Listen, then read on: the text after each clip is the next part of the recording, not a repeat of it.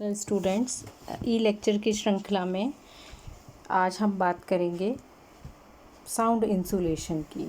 मैं Anamika Mathur, lecturer interior decoration, GRWPC Jodhpur से। Student, हमने पहले के लेक्चर में echo, sound insulation, sound absorption के बारे में पढ़ा था।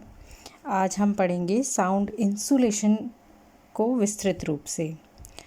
स्टूडेंट्स, साउंड इंसुलेशन क्यों ज़रूरी है, ये हम सोच सकते हैं कि अधिकतर हम शांत वातावरण में काम करने की हमें ज़रूरत रहती है।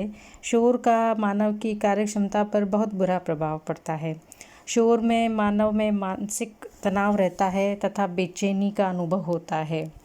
अध्ययन से ये सिद्ध हो गया है कि शोर मानव की कार्यक्षमता को प्रभावित करता है और निरंतर शोर में रहने के कारण अस्थायी बहरापन भी उत्पन्न हो जाता है।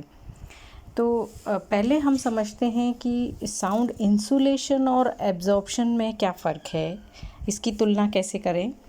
ध्वनि अवरोधन का संचारण, ध्वनि का संचारण रोकना होता है, जबकि ध्वनि अवशोषण ध्वनि का परावर्तन रोकना होता है। मतलब prevention of reflection is called sound absorption, whereas prevention of transmission of sound is called as sound insulation.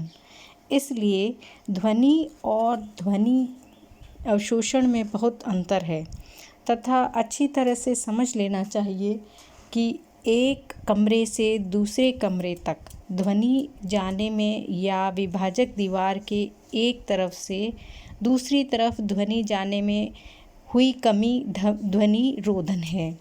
अतः ध्वनि रोधन में विभाजक दीवार तथा आसपास की पूरी संरचना भाग अदा करती है, जबकि ध्वनि अवशोषण परावर्तन में ध्वनि ऊर्जा में हुई कमी है। अतः इनमें तत्व की सतह विशेष भाग अदा करती है। ध्वनि अवशोषण और एब्जॉर्प्शन के जो है गोल और उसके मटेरियल पे डिपेंड करती है। बाहरी शोर भवन में घुसने से रोकना और इसको एक्सटर्नल नॉइज़ को अंदर आने से रोकना और अंदर की नॉइज़ को बाहर जाने से रोकना ही इसका एकमात्र गोल है।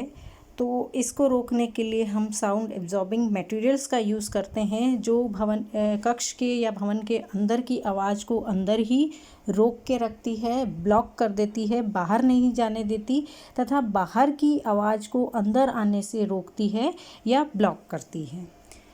इसमें जो मटेरियल यूज़ होता है वो मटेरियल पोरस होना चाहिए, लूज़ होना चाहिए, ब्रीदेबल होना चाहिए, क्योंकि ऐसी ही जो मटेरियल होते हैं उसमें हवा के लिए स्थान होता है और ये साउंड इंसुलेशन का कार्य करते हैं।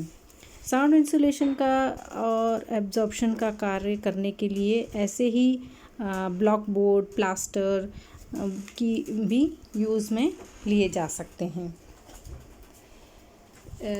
साउंड इंसुलेशन के पदार्थ बाहरी शोर को अंदर से रोकने वाले होने चाहिए। साथ में इसमें स्टोन वूल तथा एल्कलाइन अर्थ जो परफेक्ट इंसुलेटर का काम करता है। तो इस तरीके से हम बाहरी शोर को प्लान करके प्राकृतिक अवरोधन का ध्यान रखें और अच्छे से बिल्डिंग में ध्वनि अवशोषण पदार्थ और ध्वनि इंसुलेशन का ध्यान रख के हम एक कक्ष के ध्वनिता तो संभाल सकते हैं। Thank you.